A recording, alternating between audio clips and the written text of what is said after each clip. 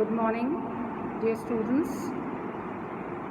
आज हम अपने कॉन्सेप्ट जो हम क्राइम का पढ़ रहे थे, अपराध का पढ़ रहे थे, उस पे आगे बातचीत करने वाले हैं।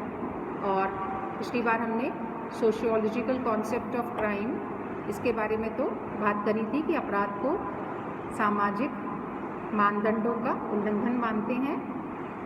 कोई भी तरह का जो डेविएंट बिहेवियर होता है वो अपराध की कैटेगरी में हम डालते हैं। और सदरलैंड मैंने आपको बताया था एक बहुत ही महत्वपूर्ण नाम है, और सदरलैंड की किताब जो है प्रिंसिपल्स ऑफ क्रिमिनोलॉजी वो बहुत ही महत्वपूर्ण है। और उसके अंदर सदरलैंड जो है उन्होंने 3 बातों को आवश्यक माना है कि सामाजिक दृष्टि से अपराध को, किसी भी व्यवहार को सामाजिक दृष्टि से अपराध ठहराने के लिए सदरलैंड ने 3 बातों को ज़रूरी माना है। कौन सी हैं? एक मूल्य जिसे एक समूह या उसके किसी भाग द्वारा महत्वपूर्ण माना गया हो।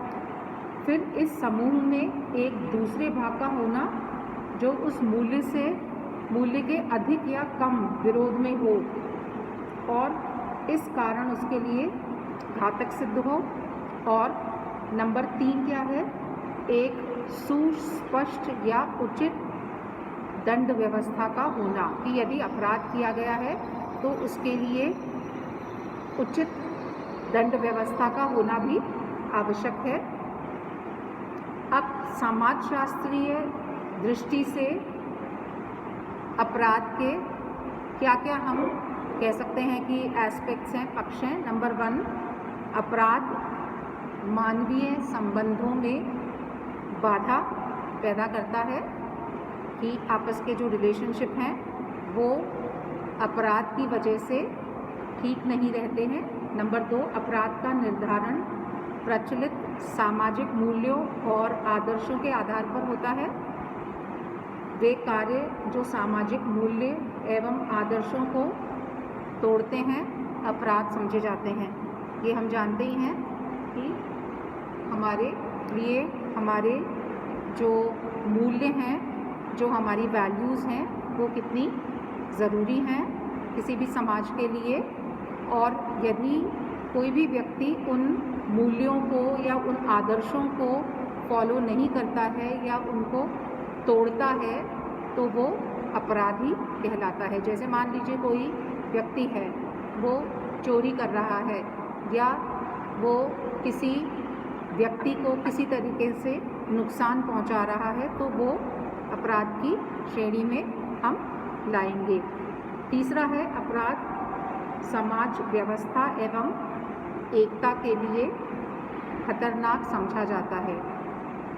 कोई भी चीज़ जब सामाजिक व्यवस्था के लिए खतरनाक हो जाएगी तो ये बहुत ही समझने वाली बात है कि वो अच्छी नहीं होगी और अपराध की श्रेणी में आएगी। क्योंकि जब हम मूल्यों की परवाह नहीं कर रहे हैं, मूल्यों को ताक में रख रहे हैं और उसके हिसाब से अपना हम व्यवहार कर रहे हैं तो वो व्यवहार जो है वो सामाजिक उससे वो प्राप्त नहीं होगा। क्या बोलेंगे आप ना? रिकॉग्निशन प्राप्त नहीं होगा।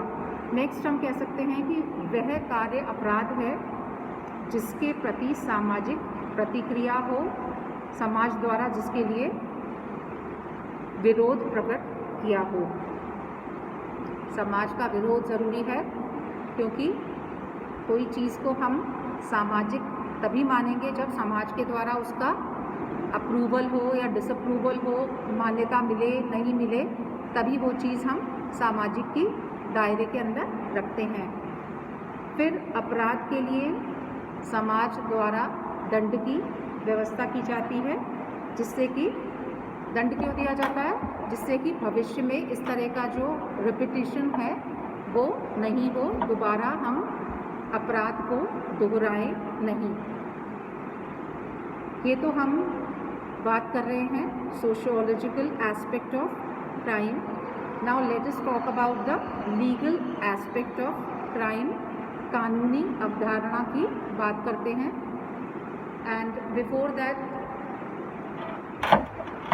माय डियर स्टूडेंट्स, अभी 2 दिन पहले मैंने क्विज़ेथॉन, एक जो हमारी क्विज़ प्रतियोगिता का आयोजन हो रहा है 1 से 7 सितंबर के बीच में, उसके ऊपर एक लेक्चर बोला था, एक वीडियो अपलोड करा था और मुझे बहुत खुशी हुई। बहुत सारे बच्चों ने वो वीडियो देखा, 25 से 1 व्यूज़ तो आ गए।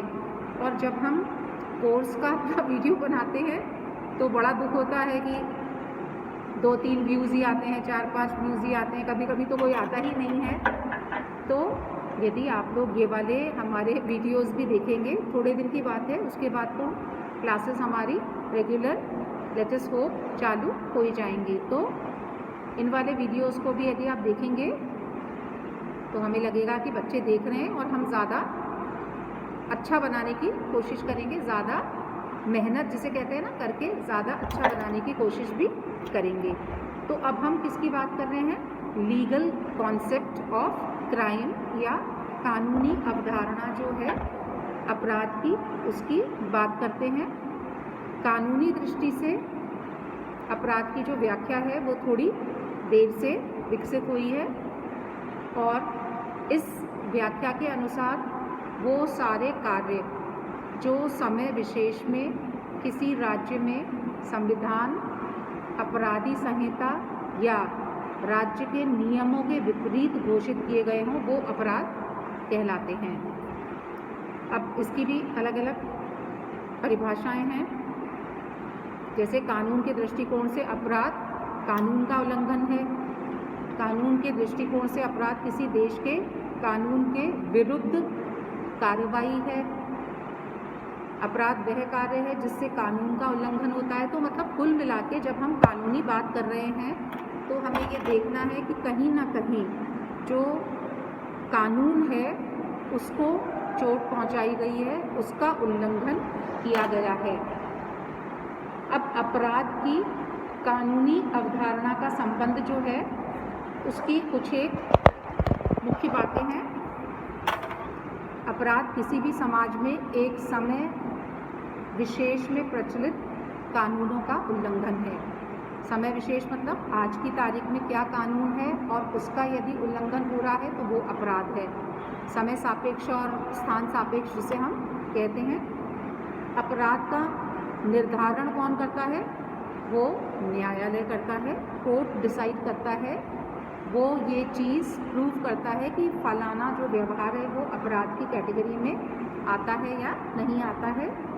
फिर अपराध में इंटेंशन भी बहुत इम्पॉर्टेंट है। अपराधी इरादा आपका होना ज़रूरी है। फिर अपराध का संबंध, जब भी हम अपराध की बात करेंगे, दंड की बात भी हम करेंगे, तो अपराध का संबंध दंड से है और इसका संबंध सामूहिक हित और कल्याण से भी है। इसमें व्यक्ति द्वारा कानून विरोधी व्यवहार प्रकट होता है जब हम लीगल एस्पेक्ट की बात करते हैं। अब इसके कुछ लक्षण भी हैं अपराध के, जैसे एक्शन। एक्शन मतलब क्रिया।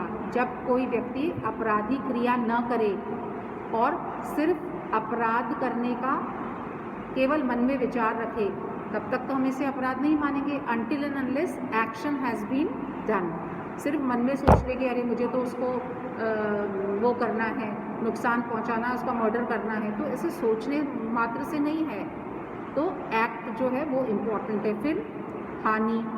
अपराधी क्रिया का बाहरी परिणाम ऐसा होना चाहिए जिससे अन्य व्यक्ति की शारीरिक हानि हो, मानसिक हानि हो या उसको मॉनिटरी नुकसान हो, आर्थिक हानि हो। फिर कानून के द्वारा निषेध होना चाहिए। कोई भी कार्य तब तक अपराध नहीं माना जाएगा जब तक कि देश का कानून उसे अवैधानिक घोषित ना करे। फिर इंटेंशन होना चाहिए, क्रिमिनल इंटेंशन और correlation between intention and behaviour. Correlation मतलब आपका इंटेंशन भी है और साथ में आपका उद्देश्य भी है। उसके बाद correlation between behaviour and harm. स्थानीय और व्यक्ति का व्यवहार भी आपस में जुड़ा हुआ होना चाहिए। और लास्ट में क्या है, दंड अपराध करने पर राज्य या समाज अपराधी को दंड देता है, और यह दंड क्या है, शारीरिक कष्ट या जुर्माना कुछ भी हो सकता है। दंड के भय से ही कानून का पालन होता है। यदि हम व्यक्ति को ऐसे ही छोड़ देंगे बिना कुछ उसको पनिश करे, बिना कुछ उसको दंड दिए, तो इट इज़ क्वाइट पॉसिबल कि वो दोबारा अपराध कर सकता है या दोबारा अपराध में आपराधिक गतिविधियों में इंडल्ज हो सकता है। तो इसके लिए हमें दंड देना भी आवश्यक है। उचित समय पर उचित दंड जो है वो देने से व्यक्ति सुधर सकता है। धन्यवाद।